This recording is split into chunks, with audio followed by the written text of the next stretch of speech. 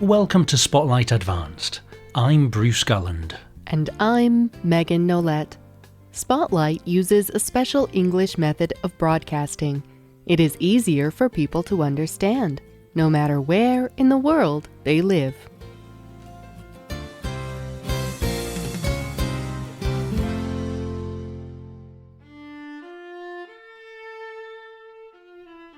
Imagine a painting of a woman holding painting tools. Her black wavy hair spills over her shoulder. She wears green clothing and gold jewellery. But it is clear she has not taken much time to work on her appearance. Her face is firm. She concentrates on a painting. It is as if she and the painting are the only things that exist. This painting is by the Italian artist Artemisia Gentileschi.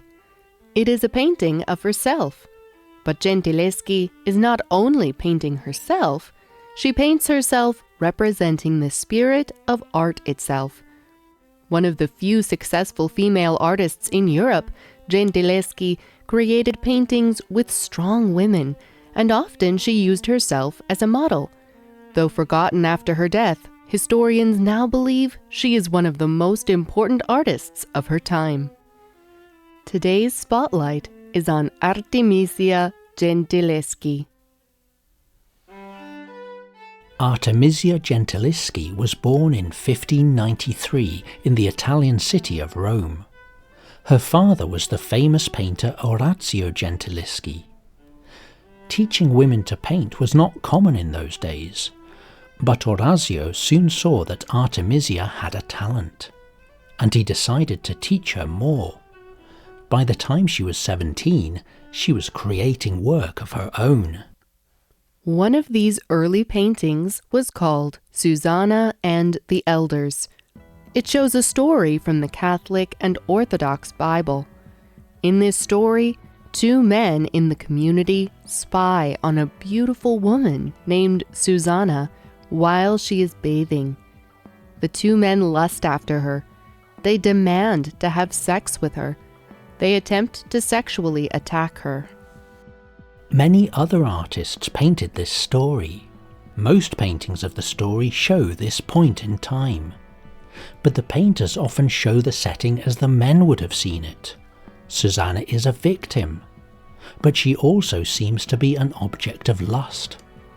In many, she seems to be inviting them. Susanna's body is the ideal version of a woman. That body is the centre of those paintings. Artemisia's painting is different. It shows Susanna turning away from the men attacking her. She pushes the men away from her. She hides her face in shame. The painting centers not on her body, but on her face. It looks away in disbelief and anger. Artemisia's painting is also interesting because of how realistic it is. Other artists show Susanna as an ideal body, but Artemisia Gentileschi's Susanna has the body of a real woman. She may have even represented her own body in the painting. Letizia Treves works at the National Gallery of London.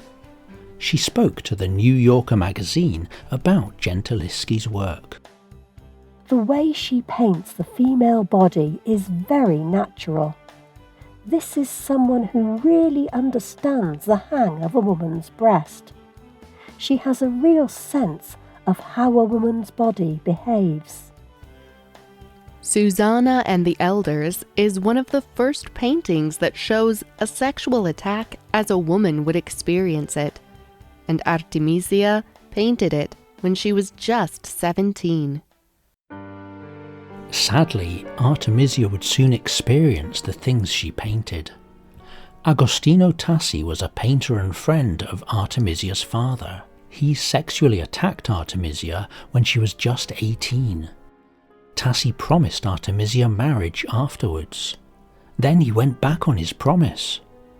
Artemisia and her father took Tassi to court for the attack. But the judges forced Artemisia to testify. The testimony was very public, and the court made her wear thumbscrews while she spoke. These small metal devices of torture put pressure on a person's fingers. These thumbscrews were supposed to make sure Artemisia was telling the truth, but it was a painful and dehumanizing experience. Eventually, the court decided Tassi was guilty. They sent him into exile from the city, but the trial was very public.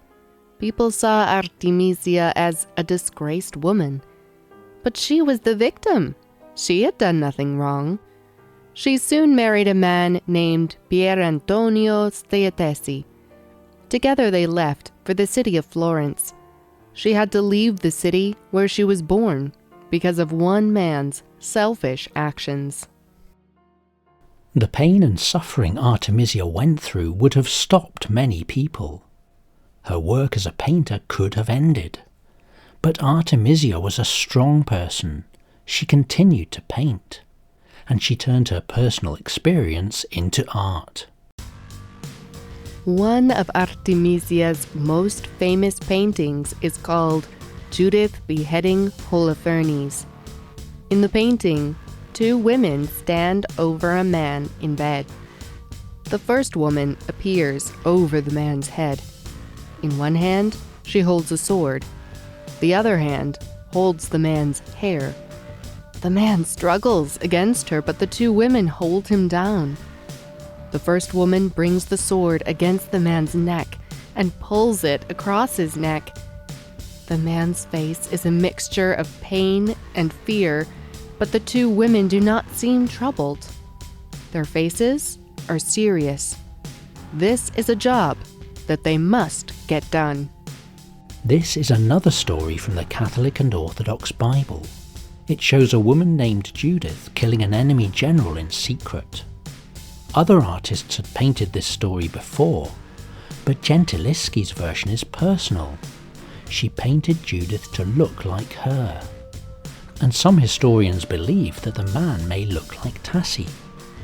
The painting may have been a way of getting back at the man who hurt her. The painting not only shows a famous story from the Bible, it is a way of showing that her experience would not defeat her. Artemisia continued to paint for her whole life, and she was extremely successful. She became one of the first women in Europe to ever make a living from her artwork. She was even invited to join a famous art school in Florence. She was the first woman ever to join. Soon people knew about her all over the continent. She made paintings for royalty in England, Spain, and Italy. And she did it all while giving birth to 5 children. Still, Artemisia struggled. Because she was a woman, people often paid less for her paintings.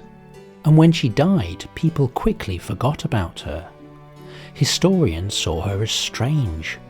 It was not until the 20th century that people began to rediscover her work. Her paintings often put women in places of respect or power.